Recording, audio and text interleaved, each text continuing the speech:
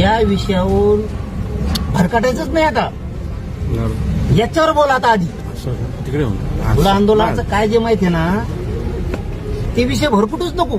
याच्यावर भरकटायसाठी तुला लागलेला डाग पुसणारच नाहीये. त्याचं कारण सांगतो. दुसऱ्या जातीच्या लोकांना खुश करायसाठी तू आपल्या जातीला डाग लावतो काय?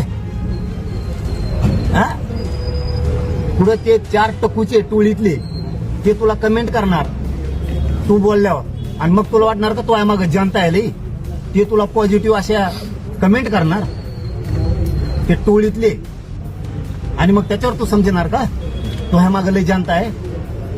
त्याच्यावर तू पाऊल उचलणार का तू?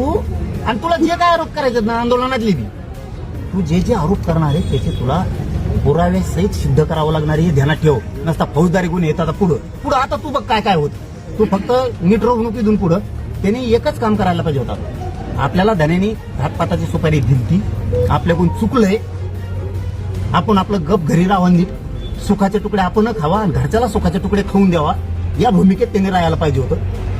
मीही त्यांच्या कुटुंबातून काही मीडियात शब्द आलते की जरांगे पाटलांना लय मनावर घेऊन येते, पिऊन आम्हालाही त्रास देतो, घडलंही असेल.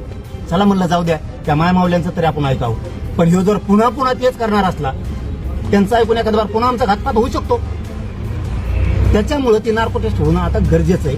आणि यांच्या तिघांच्याही जामीन रद्द करून ते अर्ज तपास यंत्रणेनं कोर्टापुढे ठेवून त्याची परवानगी घेऊन नार्को टेस्ट होणं खूप गरजेचं आहे. माझाही अर्ज मंजूर करा दिलेला आहे मी, आणि ह्योही मंजूर करा याचाही. आणि भाऊ द्या एकदाचा नार्को टेस्ट मग कळण याची जरी झाली.